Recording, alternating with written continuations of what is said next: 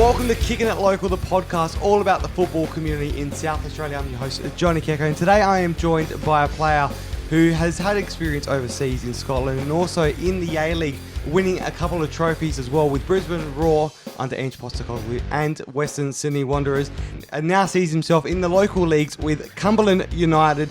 And I'm joined by Rocky Visconte. Mate, thank you so much for joining me. Thanks for having me, Johnny. Looking forward to chatting to you today. You played at Western Sydney Wanderers and Brisbane Roar, but probably the most notable time for Brisbane Roar during the Ange Postecoglou era. Yeah, that was all a great experience. I was lucky enough to get signed by Ange at Brisbane. I was there for 2.5 seasons. Obviously, being a part of that Brisbane Roar squad, arguably the best ever A-League squad to exist. So it was all a great experience. Got to win a couple of A-League titles and a couple of premierships. One with Western Sydney as well, and a lot of great memories there. Well, I want to get through it all because there's obviously good times there, but it's only a short stint, unfortunately, in the A-League for you. Yeah. But I want to go back to where it all started before you went over to Hearts in Scotland. You started here in your youth career at Croydon. What was it like playing locally in the NPL and getting your break? Yeah, Croydon has always been a good family club to myself and my family. My dad played there. My uncles played there. So when I turned 10 years old, my dad took me out to my first trials with the Croydon Kings. Played all my juniors there. Broke through to the first team there when I was 14. So got about half a season there playing in the Croydon first team when I was pretty young, and then moved on to SASI from there. Yeah. And then after SASI was when my professional career started. So you kicked it off. I speak to a lot of players, and we say 16 is most of them I've spoken to, and that's early. But 14, that's very early to start a career like that in local football. What was it like for you? Did you get used to the being a part of the senior squad that quickly? Yeah, well, I was lucky enough. So when I got promoted to the first team, it was pretty early in the pre-season. So I had a whole pre-season to get up the pace with my teammates at Croydon. Obviously played in all the pre-season games. So when the season came, my nerves were gone. As a kid, I was, for my age, surprisingly, I was pretty fearless. I was a left winger, so my game was taking players on. For me, I was very fortunate at a young age to get that opportunity to play first team. So what was it like going to SASI? Because what's that experience like for a young player like yourself to go through that? SASI was the best program for me for a young kid coming through. It almost gets you ready for what a professional environment is at that obviously professional level, and they used to concentrate on everything, diets, trainings were back then. It was Martin Crook, who was my coach back then, and he was the best of the best when it came to developing young players, and he definitely got the best out of me. That probably half year at Croydon playing first team developed me a step, and then Martin Crook definitely took me that next level that got me my opportunity overseas. Yeah. So SASI is a South Australian Sports Institute. Is that what it stands for? Yeah, it is. Yep. So back then as well, they had also gym programs for us. So you almost got treated like you were a professional. You were there 4 to 5 days a week. If you weren't training on the field, you were in the gym. Yeah. Like I said, they focus on diets, rehab, prehab, whatever they call it now. Basically, just gets you ready for that next step. And when you talk about the next step, you finally got that next step going over to play in Scotland. How did that come about? Was there scouts or contacts, or how did it happen for you? So for me, it happened. I was playing for the Joeys. I was playing for the under-17 Australian team, and there was an agent that saw me play, and in that game liked what he saw, and he was on the lookout for a left winger. For Hearts in Scotland. Hearts were looking for a left winger. He forwarded my name, and they got me up there for a 2-week trial, and I impressed, and that's how they signed me on. So you instantly signed on. You're there for about 3 years in the youth setup. Was that how it all started first off? Or? Yeah. So when I went there, I was only 16 years old. So when I was there, they sort of did it, step by step. They put me in the under-17s. So I was training there. So I was a part of the academy set up there, which is the under-19s over there. And I was full time with them, pretty much like a job. It's professional. So signed with them. You're there working hours. You're there from 9 to 5. Obviously training. You have lunch there. You do an afternoon session or a gym session. All that sort of stuff. And then so I did that for the first year I was there. But like I said, I started with the 17s, playing games 17s. Did well there. Got pushed to the 19s. Then obviously slowly to the reserves. And then eventually in my final year, I got my opportunity with the first team. Nice. Well, that system of the academy there is nothing like we got here in Australia with our A-League teams. No. So what was it like? What was the pressure on a young player like yourself, about 16 years old? What was it like that pressure? Yeah, well, for me, there was that pressure of, I've made it this far. I've got to kind of make the most out of it. And like I said, I went there at a very young age, and it is hard. I was lucky I went to a country where they spoke English, so I was able to communicate with everyone and talk to everyone and banter with everyone. I think if I had gone to a foreign country, I would have found it a lot harder. But it definitely made life a lot easier, understanding what the coach wanted from me, what he expected from me, and just the daily life of being over there, walking in the streets and being able to understand what's happening. It made a big difference. And was it, obviously Scotland's colder than it is here in Australia. Did that take a lot of getting used to? Yeah, it definitely did. It was, there were some days over there, literally, you'd get snowed into your house and you couldn't even make training. So it was definitely, there was that many games that got cancelled because, the pitch was iced over. Oh, wow. It's totally different to the weather down here. We're very lucky with our climate compared to over there. But it also makes it easier for games too. Obviously, no one likes playing in 30 degrees heat. So when it's the opposite, it almost makes it a little bit easier to sort of last that 90 minutes. Yeah. And you talk about being familiar with the language, obviously, because it's English, like us, but so different and not as hard to get used to. But something that would make it a little bit more familiarised, a bit more comfortable for yourself, is having another fellow Australian there. You had Ryan McGowan, who was at Hearts when you signed on with them. Yep. What was it like having him there? Another South Australian as well. Yeah, it definitely made things a bit more easier. I went on there. I reckon I was midway through my trial, and then he came and pretty much did the same thing as me. Had a trial, and then the year after, his brother came, Dylan McGowan as well. So there was 3 of us there. Actually, another Aussie there too, Matthew Park. He's from Victoria. He signed before all of us there. I think a year before us. So. There was about 4 of us Aussies there, and even today, Hart seems to be liking the Aussies, and they've got a few in today's squad too. So, answering your question, it did make things a lot easier having familiar faces there. Did you know Ryan and Dylan before going there, or? Yeah, so my first year at SASI, I was with Ryan. Yep. And then my last year at SASI, I was with Dylan. I was in between their age brackets. So knew them and spent time with both of them. So obviously, you were you good mates with them, or did it just was enough to know to be able to get along with them there? Yeah. I was teammates with them in SASI, and you classify them as mates and friends. Obviously, they were from the north side of Adelaide, and I was from the west side of Adelaide. So we maybe didn't hang out outside of football when we were in Adelaide, but we were definitely very familiar with each other. And then Ryan, obviously, you went on to another a loan deal to Ayr United in the 2nd Division in Scotland. What was the jump of the quality from the top to the 2nd Div in Scotland? There was a little bit of a drop. Yeah, definitely a little bit of a drop. The club I went to was, so Ryan went there first, and then I went there, I think halfway through their season. They were sitting second bottom, trying to get out of a relegation battle. So it was a bit of a dogfight while I was there.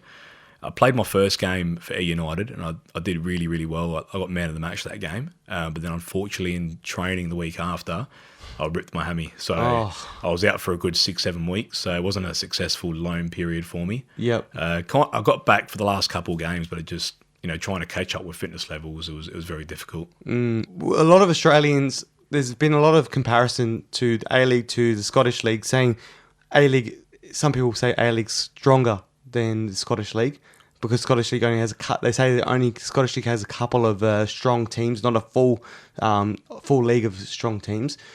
Would you say that's correct, or from your opinion from playing there, what would you say? I think what the Scottish League probably has over the Australian sort of A-League is probably the history, the passion behind it, the supporters. It's the number one sport over there. They live and breathe it. All week, that's all they talk about is football, football, football. You go to their games, I'm sure players and people that have experienced going to Scottish League games, the atmosphere is unbelievable. I will say the game is probably a bit more quicker over there. Yeah. Definitely a bit more quicker. But yeah, look, the A-League, I wouldn't say is much far behind it. You can tell with the players that are leaving the A-League and going to the Scottish League, a lot of them are going over there and getting game time. Yep. So I think just Scotland, or the SPL they call it, being located in Europe is probably also another factor where they can easily attract players too, foreign players. So yeah.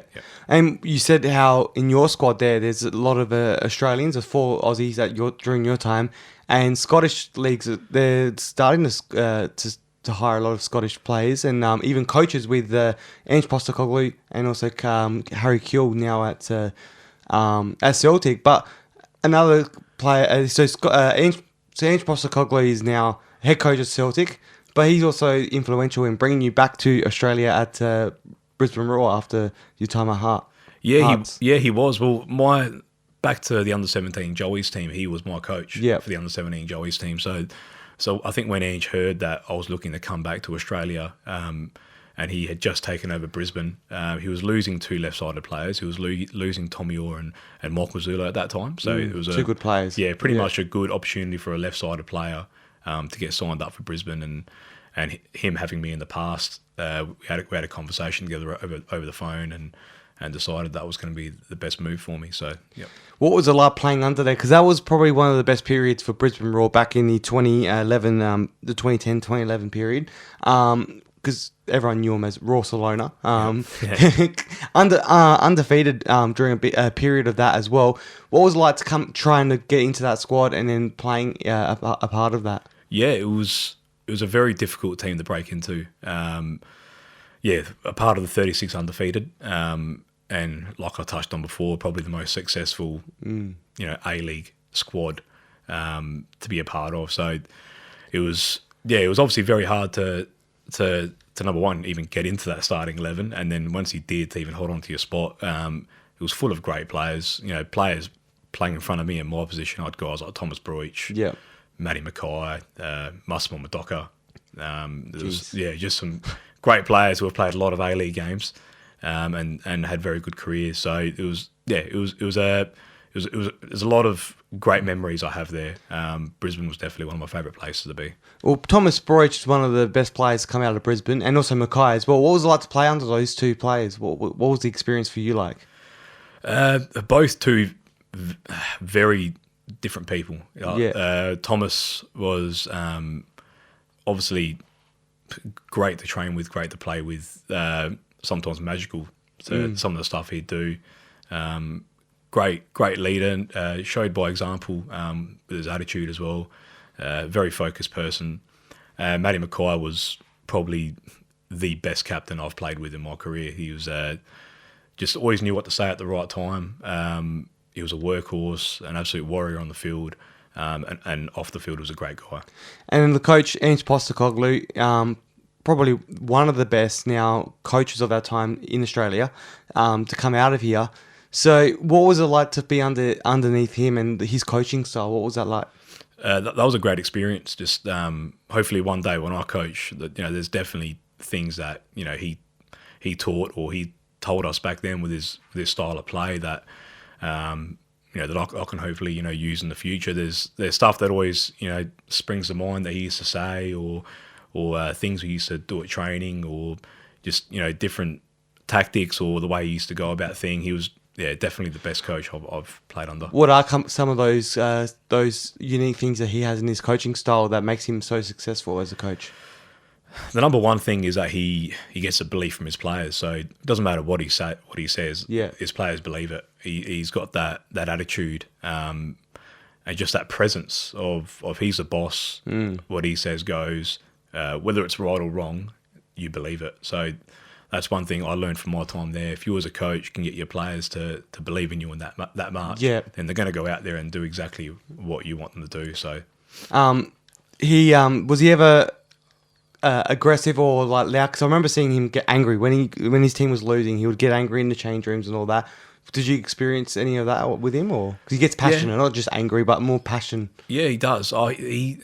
He probably got angry when players did step out of line and didn't do what he wanted them to do. So he's got his way in playing, whether that's on the ball or off the ball. And if you go out there and you don't do it, then you're going to cop a spray. That's pretty much the way he is. Yep. Did he ever do it to you, or were you always on his good side? No, I reckon I cop. No, actually, I did cop a fit. I copped a couple. Yeah. No, I did. Do you remember what it was for, or not really? Probably, not doing what he wanted me to do. So having an off game. So I copped the one. Actually, I remember one against Perth Glory.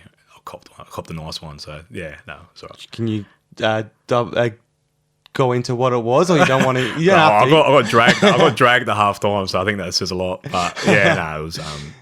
He gave me the opportunity to start the next game against Adelaide United, and I assisted a goal at home at High Marsh against Adelaide. So he gave me the chance to sort of redeem myself. So then you finally you're a part of the grand final, even though it was a tiny little stint. A 2-2 draw with Central Coast Mariners, and then won it in penalties. I remember watching that game. That was an incredible grand final. What was it like to be a part of a big stage like that in Suncorp Stadium? That's actually one of the times I sort of slowed down everything that was going on for some reason in my career. Just I remember I came on with about 5 minutes to go in the first half of extra time. I think it was 110. I don't know. I can't remember what it was. Roughly the 100th minute or something like that. And I always remember half time of extra time. I remember we did a huddle, and Matabikai, being the great captain that he is and the great leader, he said to us that year, and everyone remembers, he said to us in that huddle, he goes, how many times this year have we come back and won a game, in the dying minutes? Yeah. We can do it again. Let's go and do it. And then we actually did it. And it was, I remember when we scored that second goal, for some reason I just, like I said, I slowed everything down. And I looked up at the crowd, and it was just amazing. That sort of vision in my head still lives with me today, and it was a great experience. It's incredible because Brisbane Roar was so successful, but in every grand final they won, they never scored before the 80th minute. Yep. Which is nuts. Well, I didn't actually know that. So I'm pretty sure that's the stat if I remember correctly. And it's incredible that they did not score their first goal until the 80th minute. So it's always a late comeback. And I remember that happening with Central Coast Mariners as well. Yeah. And it's So what is grand final day like in the A-League? Because there's a lot that goes on, a big build up to it. So what was your routine leading up from the morning going into that game? Obviously, grand final day, you try to treat it like every other game, but it never is. There's obviously a lot of nerves. There's a lot of build up. Everywhere you look, you're reading about it, or you're witnessing something, and it's a build up of nerves and excitement. Because at the end of the day, you play football to sort of be a part of these days. So when it comes, number one, you are excited, but you can't help but be a little bit nervous. You only think about winning, you don't think about losing. So I was lucky with those two grand finals. Unfortunately, the second one, I wasn't in the squad because I had an ankle injury. But, being a part of that first grand final and winning that was unbelievable. The third grand final, the one with Western Sydney, unfortunately, we lost. But like I said, before the game, you don't really think about losing the game. So being a part of that loss, it was definitely, it was pretty upsetting after the game. How long does it take to get over that loss? Can some players easily forget about it, or is it just hard to get over? I think it depends up to the person. Some people are pretty quick to, get over it and refocus and go, okay, what's next? And some people will dwell on it for a week, you know what I mean, or dwell on it for a day, or it's just completely up to the person themselves. So with the commitments in grand final day, what was some of the big commitments that you guys had to do? Was there like a certain media thing for not every player gets involved in the media stuff, but there's certain commitments you got to do in the lead up to it? Leading up to, I like to call it grand final week, because really from Monday to Friday at the training grounds, there's 10 times the media that would normally be out there. There's always someone doing an interview. There's always someone getting a phone call for an interview. There's just a lot of hype around it. Yep. You know, like in any sport, same thing with AFL weekend. There's always a lot of hype around grand finals. You obviously do it. You do it for the supporters and you do it for the club, but you try to, you know, focus as much as you can on the main objective, and that's obviously coming out on top. Yep. Well, Brisbane Roar was one of the best teams in that era, but another team that everyone remembers as well, because that was under Ange Postecoglou. Yep. So Ange Postecoglou and Brisbane Roar, massive team back then. But another one is Popovich and Western Sydney Wanderers, and then you ended up moving there under Popovich. Yep. After leaving Brisbane Roar, what was that like to be a part of fairly new team in the A-League back then when you joined them? Yeah, it was great. So I went to Western Sydney halfway through my third season. So Ange Postecoglou had left. We had a new coach, Rado Vidicic. Didn't really get to play much under him. So I was lucky enough. Popper rang me up, and he just rang me up and said that they had a player who had gotten injured, and if I'd like to sign as an injury replacement for the rest of the season. They were a new, obviously it was their inaugural season, so their first year, and I thought, you know what, it'd be a good opportunity to go be a part of it. I remember when I went to Western Sydney, they were sitting 7th on the table, and then the week I got there, they went on a 13-game undefeated streak and ended up finishing top. So I didn't get as much game time as I wished. He also, believe it or not, made me lose 5 kilos. So they were very strict with their diets, their training regimes. Actually, probably the most professional in my whole career. The sort of setup he had. I had to be under a certain weight before I played a minute. So he said to me when I got there, I had to lose 5 kilos before I played a minute. Oh wow! A minute of football, and that took me a good 6 weeks, I reckon. So how did they make you do that? Did they give you a plan to do, or? Yep. So the strength and conditioning guy there at the time, Adam Waterson, he gave me a diet that I had to stick by. He basically had 3 or 4 different meals that I could have for breakfast, lunch, and dinner. Yep. On top of my training, I was doing extra training. On top of the training, I was doing with the first team. So I was training with them in the morning. Then they were taking me away and doing extra training in the afternoon to try and, drop the weight as quick as possible. Had to drink a lot of water. Minimise carbs at night time. Could only have carbs for lunch. There was a lot that went through it. So, like I said, he put that strict rule on me. I had to lose 5 kilos before I played a minute. So. What was the pressure like on you to try and do that in 6 weeks? Well, he didn't really give me a time frame. He just said, before you play a minute for this club, you have to lose 5 kilos. So pretty much the more strict I was on myself, the more quicker I was going to be available to play. So, he made me play, I think I played 3 or 4 youth team games on top of that to get my match fitness up, extra training sessions, and like I said, the diet had to change quite a bit. Was that positive on your body and your career, or did it have take a bit of a toll on you to try and reach that target? No, it definitely opened my eyes up a bit, because when I did lose that 5 kilos, I was really, really fit. I probably got to my near fittest. It definitely woke me up a bit in a way where I sort of knew what was right and what was wrong. The food, I was watching what I was eating, watching what I was drinking. And like I said, it was definitely probably the most professional setup I've seen in that sort of way that I've ever experienced. It was the Wanderers' first ever season in the A-League, their inaugural appearance, and out of nowhere, we thought they were going to be a good team. It was great to see a team in the west of Sydney and also in Parramatta join the A-League, and we saw how much it meant to the fans. But no one expected them to do as well as they did and win the premiership in their first season and then go on to get into the grand final. You came in halfway through, found it hard to break in, but what was it like being a part of that successful first season for that club? Yeah, it was a fantastic experience. They from the minute I got there, my first training session, like I've touched up on, their training regime and what they put the players through was just the most professional setup that I've ever been a part of. So they'd make the players come in every morning. You had to do, they call it prehab these days. You had to do a circuit of about 15 different exercises before you even stepped on the training pitch. So you had to go in, you had to do that, you had to weigh in.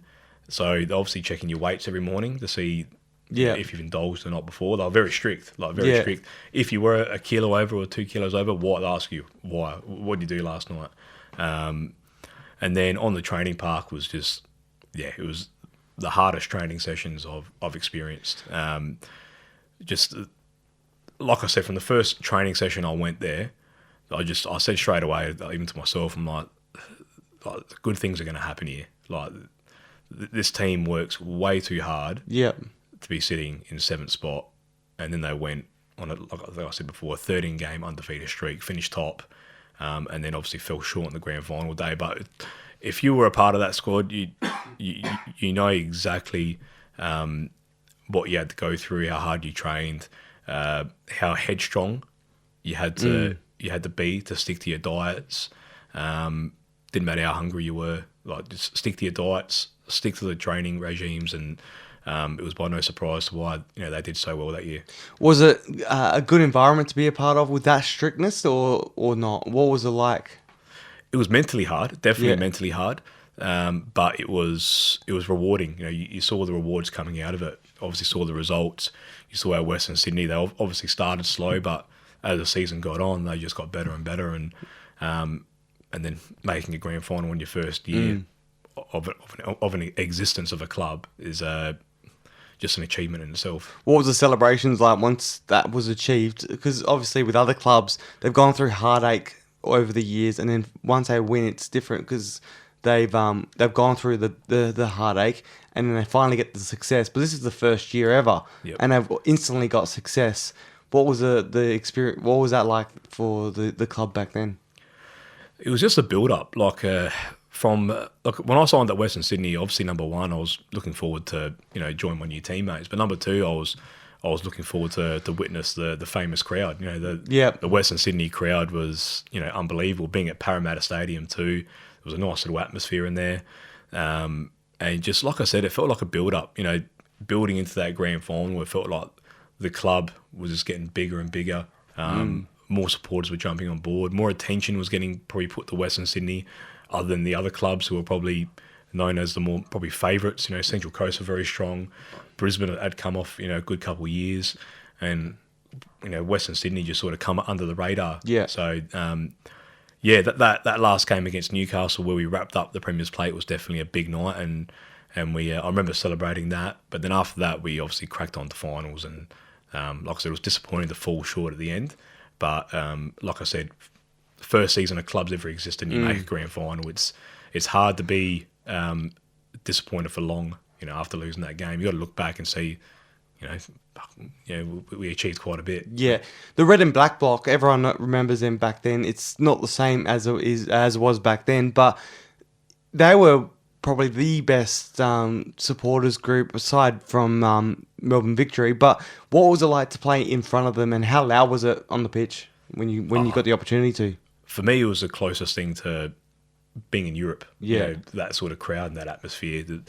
When in Europe, when the crowd sings, the whole crowd sings, and that's what it was like at Parramatta.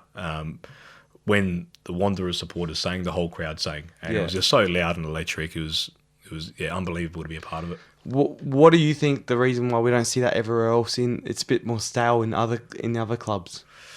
I don't know. Did they do something right, or what was it? Do you reckon? Is there something that they did was right compared to what with establishing the club and the fans, or? I don't know. I honestly don't know the answer to that question. They just, I don't know, maybe. Well, being the west of Sydney, I know the west of Sydney is a very football populated place in Australia. So maybe it's touched up how I spoke about the passion overseas. Maybe the passion in the I think it's called the western side of Sydney is maybe equivalent to what it is in Europe. You know what I mean? So I'd maybe put it down to that. Being the western side of Sydney where football's got a rich history. Obviously supporters might get maybe a bit more passionate about their football.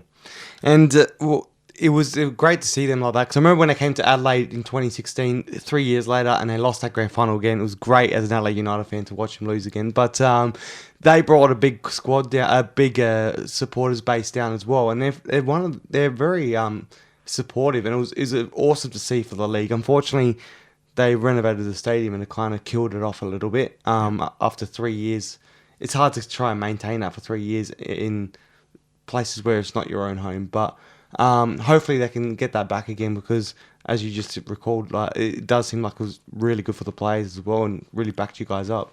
Yeah, no, definitely. And like I said, their supporters back then were the closest thing that I experienced to a European crowd. So, yeah, you hope that, you know, their support can get back to, you know, to what it was, you know, back in those days. But you kind of hope that for the league, you know, Yeah. when teams get good crowds. Number one, it does give the players a bit of a boost, and number two, when you're watching the game on TV, it does make the game look that, you know, 10-20% better. Yeah. So the atmosphere definitely counts for a lot. What was it like when I think, I can't remember exactly what minute it was in the game, but the same time at every game, they turned their back on the game and they jumped for a minute straight. What was that like? Do you remember that? Or Yeah, I do, but I can't remember what minute. I don't know. I'll be guessing say the 80th. But Yeah, I think it was something like that. Yeah, it's roughly something like that. What was that like to see that in real life while you're playing as well? Was it distracting? It's hard to take your eyes off it. Yeah. You know what I mean? So, yeah, I should know this question because they were doing it when I scored against Newcastle. And I kind of ran in mid-celebration to them, and half the supporters couldn't even see the goal, and the other half sort of facing. So it's kind of, I should actually know the answer to that question, but yeah, I've got to look it up. Yeah, we'll look it up. But no, it's yeah, we talked about it a bit, but it's actually I got good memories from watching it on TV, and I wish we can see that again replicated across all clubs, hopefully. But then after that was your last experience in the A-League. Unfortunately, you never got the opportunity to get back in, and as I was saying off air, that it felt like you left the A-League, it's a while ago now, but when I looked at your age, you're only 32 years old. So you left the A-League pretty early, in your early to mid-20s, around 23, 24. Yep. Never got that opportunity again, unfortunately, to get back in, but which saw you come, thankfully, to the NPL. And you ended up joining Croydon FC, Croydon Kings. They were known back then when you joined them. But so you ended up joining them. What was the drop down from professional football down to semi-pro in the National Premier League like for you to deal with? I suppose the difference for me was when I came back to Croydon, it's probably my confidence levels. I always felt really confident. Yeah. When I was playing at A-League level, and even when I was at Hearts, I always had the ability, but I maybe didn't have the confidence. And when I came back to Croydon, I think maybe staying injury-free that season helped a lot too. I had a lot of injuries over my career, some that, you know, lasted more than 8-9 months. So that did hurt me a lot through my professional career. But with my local league career, especially, like I said, that first year back at Croydon, I stayed injury-free. My confidence was sky high. And like any young kid or young player, when your confidence is sky high, you know, you can do anything. So yeah. How do you deal with trying to go and play semi-pro and having a job on the side now? So what was that like for you to deal with? Well, I sort of made the decision to come home. I'd been away for 8 years, and I had a bit of a. I went away to Thailand for 3 months, and it wasn't really a successful move. And being away from home in a non-speaking country, sort of put me off. You know, maybe going back to Asia, and so I thought, you know what, maybe it's time for me to come home, play local, you know, get a job. If an A-League opportunity came, definitely look at it, definitely take it.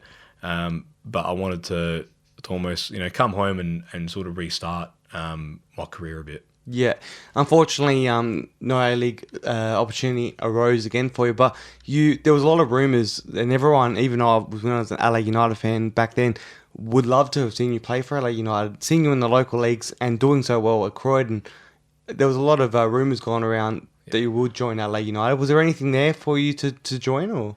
I got offered a trial for about, I think it was in between 4 to 6 weeks. I had a trial, but it was unsuccessful. Back then, they gave me the reason of money issues, and they couldn't release players to sign me, and so it was a bit upsetting, a bit gutting, you know, knowing that I was probably good enough, but they couldn't sign me.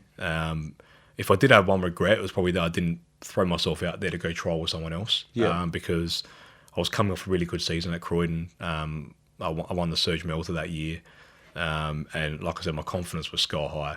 So if there is one regret, I probably should have thrown myself more out there to the other clubs to maybe give me a trial, because I was definitely at the peak. When was the point when you realised that A-League was never going to be another shot for you? There's never going to be another A-League shot for you, and that you're just going to focus purely on the local leagues and doing the best you can there? Was there ever a moment that you realised that, or? Probably. Look, even when I was my first season back at Croydon, I never really had that target of I've got to get back into the A-League. I went back to Croydon because I thought Croydon was the best place for me. I played all my juniors there. I was comfortable there. Mark Brazzali, who I'd spoke to, I didn't know him before I signed for Croydon, but the short time I knew him before signing, I trusted him. I knew he wanted to get the best out of me, and he did that year.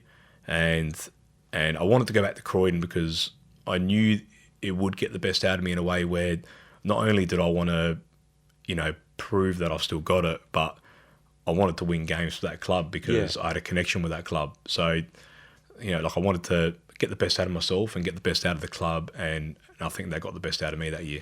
You were there a lot of times. You've 4 stints. You were there. You started off there. You came back after the Wanderers, went over to Thailand, came back again to Croydon, then went to the Raiders, and then went back to Croydon again. What was the time at Raiders like?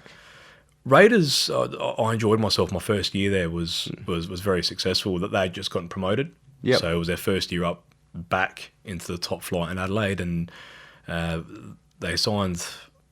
There was a big overhaul of players that year, and we did well. We just missed out on second spot in the final game of the year. Lost the first week of the finals, but for a team that came up, and to come third in your first year back up is very difficult to do, especially when you got the likes of Campbelltown, Adelaide City, Metro. There's a lot of so it was good to sort of break that top 3. Unfortunately, we didn't do well in the finals, but it was an achievement in itself to sort of get that top 3. Then you went back to Croydon again, and then found your way to Cumberland, where you are now. What was that like for you to be a part of Cumberland? You're only there in 2021, so only a short period. But what's it like joining another club like Cumberland? Yeah, well, after Raiders, I sort of had a difficult time with my body. I had Achilles tendonitis, and it stuck around for a good 6 to 8 months, I reckon. I couldn't shake it off. Finally got over it, but I could only train twice a week. It was the way that sort of the recovery goes with tendonitis. You've got to slowly build back into your training. And Cumberland last season were training twice a week. They were training Tuesday, Thursday, which is very rare for NPL clubs. Usually they train 3 times a week. So I felt by going to Cumberland, I was going to get treated like everyone else. I'm training twice a week like everyone else. So my opportunity to play will be like everyone else. When at Croydon, they were training 3 nights a week. I was missing a session every week, so it sort of put me behind. So, and I haven't looked back. I'm really enjoying my time at Cumberland. They gave me that new bit of life. When I was going through that time with my tendonitis, I was thinking, my career could be over soon because it wasn't getting better. But then, from moving there from day one, my injury, like I said, reduced training to 2 nights a week. It got better. Played obviously majority of the games there, and although we had a pretty average year this year, getting relegated, I've thoroughly enjoyed my time and loving every minute of it. What's it like now being relegated as a club? Is there a lot of disappointment around the club, or is there a bit more of positivity about it, knowing that you're probably in a good position to come back up next year? Yeah, a bit of both. I wouldn't say negativity. Look, I think we knew from the get-go this year was going to be a tough season. From last year's squad, we lost some really good players, especially attacking options. Jamar Oakley we lost from last year. Thomas Briscoe we lost from last year. Juan, who's at Adelaide City now, we lost him too. He was defensively a good player, but also a really good attacking option who we lost last year. And we knew going into the season it was going to be hard to replace those guys. So we did struggle scoring goals this year. Unfortunately, goals win you games. So we struggled in that department. To say there's negativity, there hasn't been one bit of negativity all year. It's the first time I've been relegated, so it's obviously new for me, and I honestly expected it to be a lot worse, where there's been no finger pointing. From the first training session to the last training, everyone's been laughing and enjoying themselves. Yep. And that's one thing I've got to say about this club and this group of people. It's very positive, and it's pretty much like a family. So I'm very happy there. So next year, 2023, you're going to be trying to fight to get back into the NPL again. Are you going to be a part of that team again to try and help them, or is that your plan to stay around? Yeah, my plan is to stick around and try and get this club back to where it should be. Obviously, it's going to be hard, or it's not that it's going to be hard, but it's going to try and keep the squad together. Not only the older boys, but to keep those good young players. Yeah. Obviously, when a team gets relegated, the good young players obviously want to try and play the highest level they can, and you can't blame them for it. So, hopefully, we can get a few of them to stay. It'd obviously help a lot. But if they do move on, you can't hold them back. So, yeah, hopefully we can, build on from last year's squad. Yeah. And like I said, the aim will be to come straight back up. So people like Tom Dittmer or the Schoen brothers as well, they're going to stick around, hopefully? Well, hope so. Hope so? I expect them to. So, yeah. I hope they do. So, yeah. Well, how good would it be to try and get back up? It's not going to be easy, though. You've never played experienced State League 1 before? Is this the first time for you? Yes, correct, yeah. Yeah. So it will be a bit different experience to try and get out of that, because every team's eager to get into the NPL. Yeah, well, that's what everyone tells me, that it's the hard league to get out of. So, we're going to have to be at our very best, and like I said, our aim is to come straight back up. So we're coming into the season with high expectations, but we got to, obviously it starts from pre-season, work hard in pre-season, do the hard yards, and make sure we're ready from round one. Now you're getting in you're in your early 30s now, 32, about to turn 23, leading into the next season. About to turn 33, leading into next season. Is there any aspirations to get into coaching and start going in that direction? Yeah, definitely. That's one thing I've got to get a move on, actually. I haven't started my coaching badges yet, but after my playing career, I definitely want to get into coaching. I think that's what still sort of keeps me going. I'm very competitive. I look forward to Saturdays. So I can't see myself stopping at a playing career and then that's it. Like, I can see myself coaching. Hopefully, being a first team coach somewhere, and then who knows? You never know what the future holds. So maybe your return back to the A-League will be as a coach. yeah. Hopefully, that'd be very nice. Yeah. Yeah. Well, hopefully you do get your break there, but hopefully before that you get Cumberland United back into the NPL, where I know you and the team believe you should be. Yep. No, thank you. Appreciate it. Now, well, before I let you go now, we're going to do the kicking it questions. You're good mates with one of my past guests as well, James Skeffington. Yep. So you should know a little bit about this, hopefully. But you guys work together as well. Not only you played at Croydon, but you work together as well at a company called Shadeform. Yep, correct. Yeah. So what do you guys do at Shadeform? So pretty much anything outdoor shades. Yeah. From our main product's called a shade runner. Yeah. Blinds, awnings, shade sails, just anything to do with outdoor shade. Yeah. Is it a fun job? What about actually working with Skeffington? Is he a good guy to work with? Or? Yeah, no, it's been very good. I'm actually working a lot with him. It's sort of a part of our job. I've got to, touch base with him, and we touch base with each other. And no, it's been very enjoyable so far. I've only just been there for 8-9 months now. So no, I've been thoroughly enjoying it so far. Next year you're going to be playing against each other. Yep. In the State League 1, so you're going to both be fighting to get into the NPL. Yep. No, correct. Is that going to make it interesting at work next season? Oh, no, it'll be a lot of friendly banter. It'll be fine. No, it will be good. But let's do the kicking it questions. The first one is, who would you love to kick it with on the park? Anyone in the world? Anyone in the world? Any player that you haven't had a chance to, or? Well, my all-time favourite player, being an Inter Milan fan, is Javier Zanetti. So probably him. Oh, nice. Just, having a kick with him would be awesome. Yeah. Awesome. And who would you love to kick it with on a Saturday night? 2 people, someone locally and someone international. Saturday night and going out? Yeah, or kicking it, go out for a drink or watch some football. Just kick it on a Saturday night. Watch some football, go out for a drink, and then go out partying if you want. Anyone in the world? Anyone in the world and someone locally, so 2 people. Someone locally, probably Nicholas Monroe. Okay. Yep. So, did you ever play with him? Yeah, played with him at Croydon. Yep. And I played with him at Raiders too. Nice. What was he like as a guy? Good party guy, or a bit more laid back, or what is? Oh what's he no, like? just great fun to be around. Me and him have been to Europe together. Okay. And, yeah, he's pretty much one of my best mates. So if I was to go out on a night out, he'd probably be one of the first people I'd call. And then who would be the international that would join you two? International, jeez. Anyone in the world. It can still be local. It still can be Australian based or anyone else. I'm trying to think of someone. It's a tough question, isn't it? Yeah, it's a very tough question. Could be one of your teammates in the A League or Hearts or anywhere. Yeah. Thailand, if you had any in those 3 months. Ange Postecoglou or Popovic or Nah. Oh, that's a tough question. I don't even know. Yeah. I'm not going to cut any of this out. I'm going to leave it in. No, I don't know. I don't know. You've got me with that one. I'm trying to think. I'm not trying to think of someone that probably parties too hard. So just anyone that you would love to just hang out with. Actually, I reckon Sylvester Stallone. Sylvester Stallone. Yep. Obviously, being a big fan of him with the Rocky movies, and yeah, it'd be good. It'd be pretty cool to actually, meet him and speak to him. Do you reckon he's a football fan or?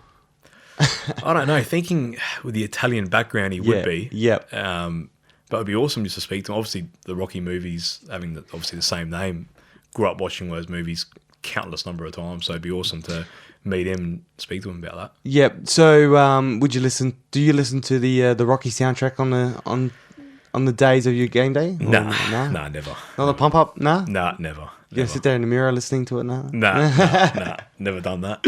Nah, so all good, mate. Well, there you go. So Sylvester Stallone and also Nicholas Munro, all three of you on a Saturday night. Yeah, that'd be pretty good. Good mix. That'll be interesting to see. Yeah. Now, all good, mate. Thank you so much for joining me, and all the best with your aspirations in coaching and also getting back into the NPL with Cumberland United. Hopefully, it's not too far away before you guys make your return. Yeah, beautiful. Thank you. Thanks for having me. That was Rocky Visconte from Cumberland United. Make sure you subscribe to Kicking It Local wherever you get your podcasts so you can get a taste of the SA football community. Plus, follow Kicking It Local SA on Instagram and Twitter so you don't miss any of the action. See you soon!